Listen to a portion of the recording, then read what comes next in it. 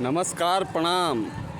मैं विकास कुमार दुबे फिर से आपको एक नई वीडियो के साथ उपस्थित हूँ। अभी मैं ओबरा में मानस मंदिर और राम मंदिर के प्रांगण के पास उपस्थित हूँ। जैसा कि आप देख सकते हैं इस वीडियो में कि मेले सावन के मेले का कार्यक्रम लगा हुआ है और चूँकि आज अंतिम सोमवार का दिन है तो इस कारण जो है काफ़ी भीड़ आपको मंदिर प्रांगण में दिखाई दे रही है। चूँकि मैं मंदिर परिसर के अंदर अभी मैं उपस्थित नहीं हूँ, बाहर से मैं इस वीडियो को बना रहा हूँ।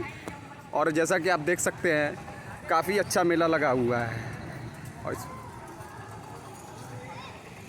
कुछ इस वीडियो के माध्यम से मैं आपको दृश्य दिखाया जा रहा है। अभी देख सकते हैं जो कि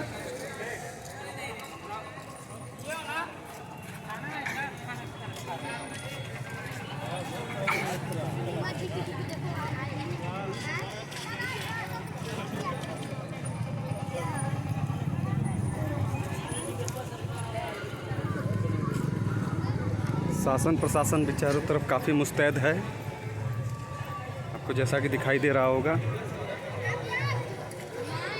तो ये एक गुफ़ा है बाबा बर्फानी का, उसके अंदर वीडियो बनाना संभवतः परमिशन ना हो, इसलिए मैं बाहर से ही इस वीडियो को बना रहा हूँ।